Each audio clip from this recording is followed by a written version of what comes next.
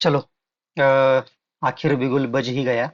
Eighth pay commission सभी मेरे प्रिय केंद्रचारी कर्मचारी जो है उन सभी को हार्दिक हार्दिक बधाइयां एडवांस में, 2 साल एडवांस में, क्योंकि अभी घटित होने वाला है कमीशन।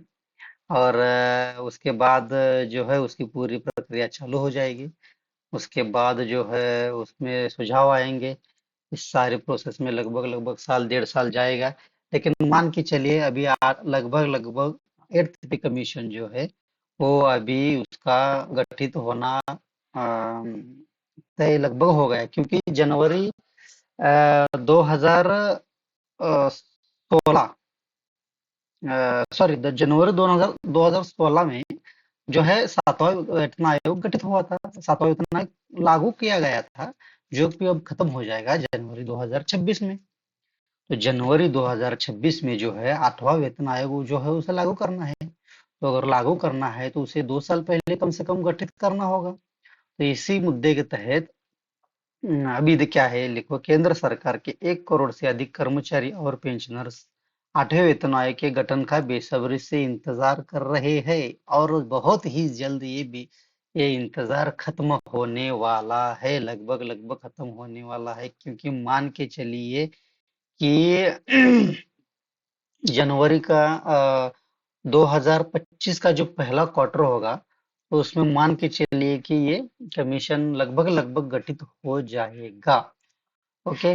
इधर न्यूज क्या है, एट्थ पे कमीशन आठवें वेतन आयोग में 18,000 नहीं, 34,500 रुपए होगी न्यूनतम बेसिक सैलरी।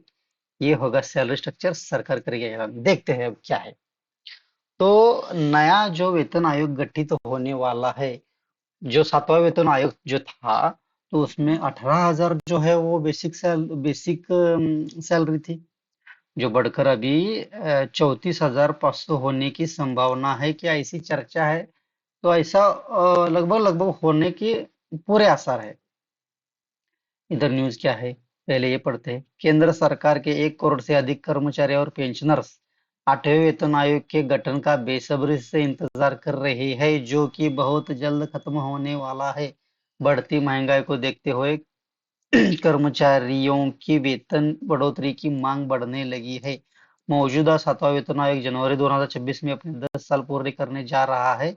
ऐसे में आठवें वेतन आयोग लाने की डिमांड बढ़ने लगी है, जो कि डिमांड बढ़ने भी लगी है, जो जायज भी है, और जो डिमांड पूरी भी हो जानी चाहिए, और पूरी हो भी जाएगी। मान के चलिए कि अब जो न्यूनतम बेसिक सैलरी 18,000 है, सातवें वेतन आयोग में जो बढ़कर कम से कम अब मान के चलिए कि 34,500 हो ही जाएगी।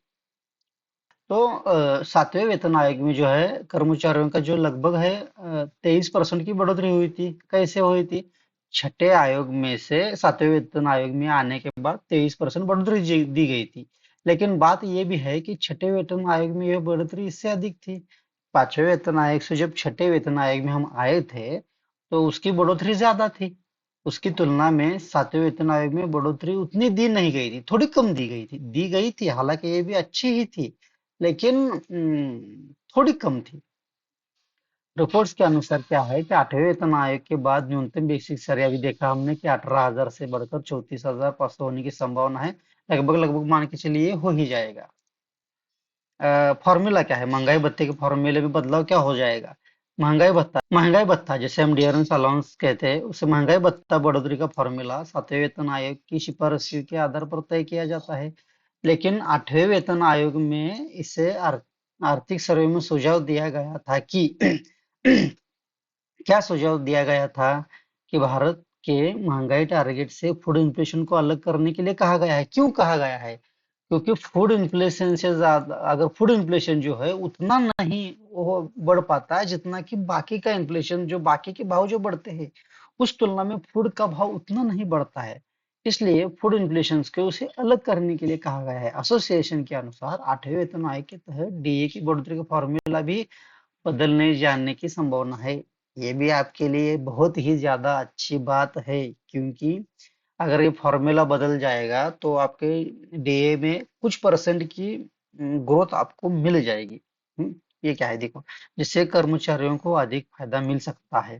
केंद्र सरकार के कर्मचारियों को उम्मीद है कि 8वें वेतन आयोग से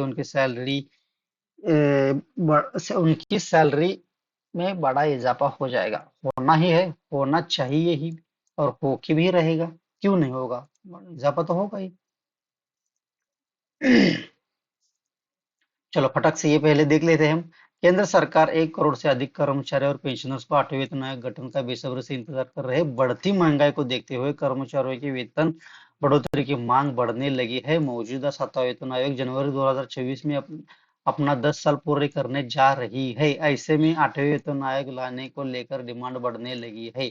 8वां वेतन आयोग आने पर न्यूनतम बेसिक सैलरी 18,000 से बढ़कर 34,500 हो सकती है। साथ ही ऐसी उम्मीद है कि सरकार नए साल में 8वें वेतन आयोग का गठन कर सकती है। उम्मीद नहीं, जन 2025 के पहले क्वार्टर में लगभग लगभग ये गठित हो जाएगी। फिर भी 8वां वेतन आयोग कब होगा गठित? आमतौर पर केंद्र सरकार हर 10 साल में एक नया वेतन आयोग गठित करती है। 7वां वेतन आयोग 2014 में गठित हुआ था। इसकी सिफारिश जनवरी 2016 में लागू हुई थी। इसी परंपरा के अनुसार 8वां वेतन आयोग को 2025 में गठित किए जाने की उम्मीद है, ताकि जनवरी 2026 से इसकी सिफारिशें लागू हो सके।